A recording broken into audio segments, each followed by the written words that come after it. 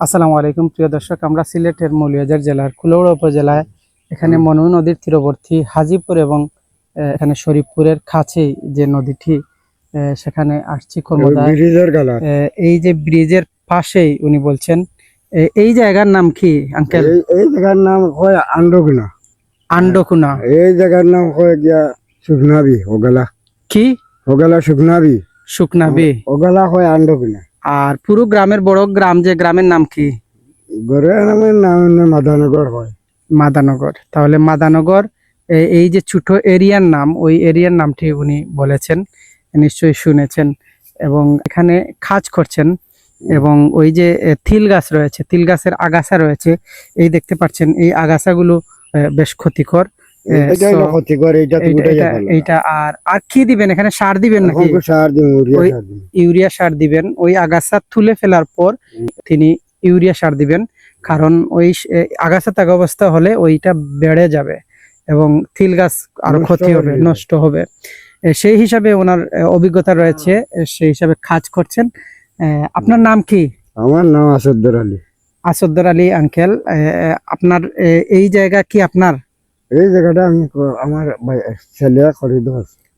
ছেলে খরিদ করছেন এবং এই জায়গাটিতে কাজ করছেন। তবে এগুলো ভালো আমার মনে হচ্ছে, কারণ এগুলো কি নিয়ম মাফিক কিনা হয়েছে, মানে এখানে লিজ আনছেন নাকি এরকম? খাস না? আমার ছেলে কিনছেন? এটা খাস জমি না এটা ইয়ের মানে আপনার মালিকানা? ধন্যবাদ। উনি বলছেন মালিকানা। এবং আপনি কোন গ্রামের বাসিন্দা? আমি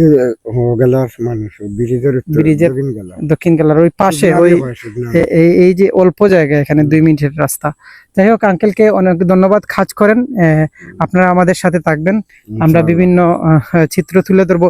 এই যে এখানে যে তিল গাছ হচ্ছে, এর আগে কি করছেন? আলু ক্ষেত করছি। আগে ছোট ছোট আলু দিয়ে জি হয়েছে। আলু ক্ষেত করছেন। এর পূর্বে কি করছিলেন? আলু ক্ষেত এখানে 2-3 মাস লাগছে। এর পূর্বে কি করছেন? এর আগে আলু তোলার সময় এই বীজটা ছিটিয়ে ফেলাইছি। আলু তোলার পরে ওই বীজটা ছিটানোর পর ওই যে তিল গাছ উঠছে। হ্যাঁ, আলু তুলে লইছি আর এইটা উঠেছে। আচ্ছা আচ্ছা। এর আলুর পূর্বে, এর আগে কি করছিলেন? আলুর আগে তো আর এখন কিছু নাই, তো আরবার ও তিল বাদে আরবার আইব আলুর টাইম। তার মানে আলু এবং তিল এই দুইটার সমানে প্রতি বছর ক্ষেত হয়। এছাড়া আশেপাশে এখানে যার যার রুচি অনুযায়ী কেউ কদু বা লাউ ক্ষেত করছেন, কেউ আখ ক্ষেত যে করা হয়। এটা আখ কতবার, বছরে একবার নাকি একাধিকবার করা যায়? বছরে একবার কদু, তিল প্রত্যেকটা একবার করা যায়। একবারে মৌসুম। আচ্ছা আচ্ছা, যাই হোক, আবার মৌসুম আসলে এভাবে করা যায়। তো আখ ক্ষেত এখানে লাভবান হওয়া যায় নাকি? না, ইনশাআল্লাহ হওয়া যায়।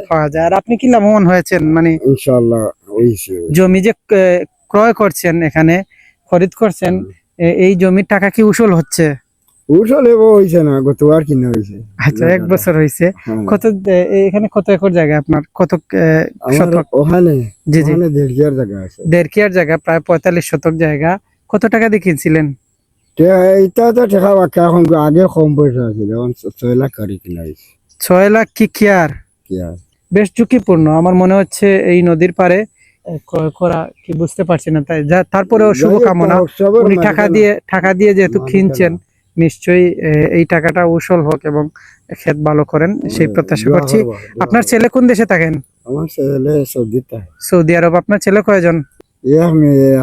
আচ্ছা, যাই হোক, 2টা সন্তান উনার। এই অবস্থায় উনি দেশে কাজ করছেন এবং ভালো কিছু প্রত্যাশা করছি যেন উনিও এক সময়। আপনি প্রবাসী ছিলেন?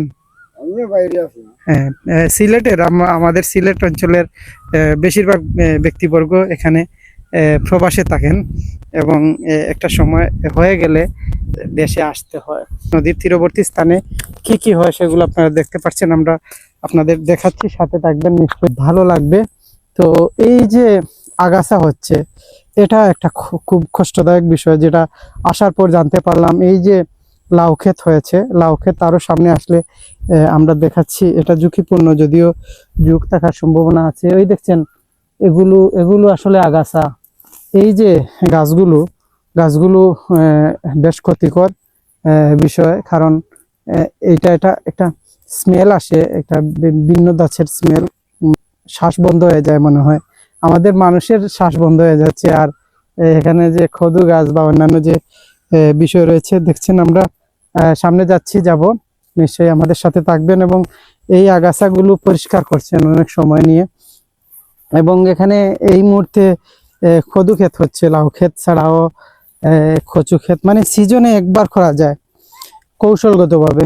তো নদীর তীরবর্তী যে স্থান রয়েছে এখানে উর্বর জায়গা থাকায় মাটিগুলো বেশ উর্বর, এই জন্য ক্ষেতও বেশ ভালো হয় আমার মনে হচ্ছে। তো এভাবে হোক সেই প্রত্যাশা করছি। এবং আর কি কি ক্ষেত আছে এখানে আপনাদের হয়তো তুলে ধরবো, যদি অন্য কোনো ব্যতিক্রমী কোনো ফলন পাই, দেখতে পাই, তাহলে নিশ্চয়ই আপনাদের সামনে তুলে ধরবো।